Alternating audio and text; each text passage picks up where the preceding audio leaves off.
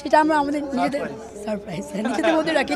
আমরা কখনো মিডিয়ার সাথে শেয়ার করবো না। আমাদের সবসময় এবার সাকিব আল হাসানের সাথে প্রেমের সম্পর্ক নিয়ে সরাসরি মুখ খুলল নাফিসা কামাল।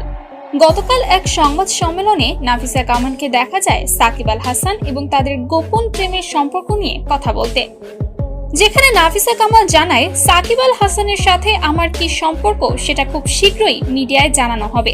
এখন কিছু বলতে পারছি না, খুব শীঘ্রই ভক্তদের সারপ্রাইজ দিবে তারা দুজন। তবে দুবাইয়ে সাকিবের সাথে একসঙ্গে সময় কাটানোর কথা স্বীকার করে নাফিসা কামাল।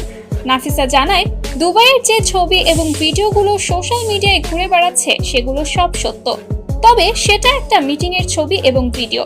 সে সময় আমাদের দুজনের পরিবারও সেখানে উপস্থিত ছিল, এটাকে নেগেটিভলি নেওয়ার কিছুই নেই, বলেন নাফিসা।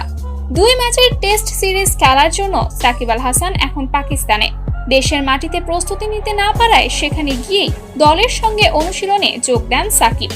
এরই মধ্যে গতকাল বুধবার রাতে সাকিবের সঙ্গে কুমিল্লা ভিক্টোরিয়ান্সের মালিক নাফিসা কামালের বেশ কয়েকটি ভিডিও ভাইরাল হয়েছে। সামাজিক যোগাযোগ মাধ্যমে ছড়িয়ে পড়া ভিডিওগুলোতে নাফিসার সঙ্গে সাকিবকে হোটেলে যেতে দেখা গিয়েছে।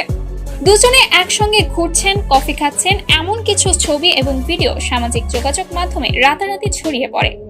এতে নেটিজেনদের কারো কারো দাবি, সাকিবের সঙ্গে বিশেষ সম্পর্ক থাকতে পারে নাফিসা কামালের। বলা হচ্ছে, নাফিসা এবং সাকিবের গোপন সম্পর্কের কথা শিশিরও জানত। সব জেনেও তিনি চুপ করেছিলেন। সাকিব আল হাসানের ভয়ে নাকি বছরের পর বছর চুপ ছিলেন শিশির।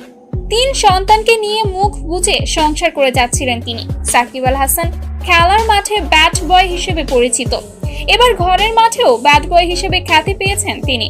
তার ভক্তরা প্রশ্ন তুলছে, ঘরে সুন্দরী বউ রেখে কিভাবে নাফিসা কামালের মতো একজন বয়স্ক মহিলার সাথে পরকীয়া করেন তিনি।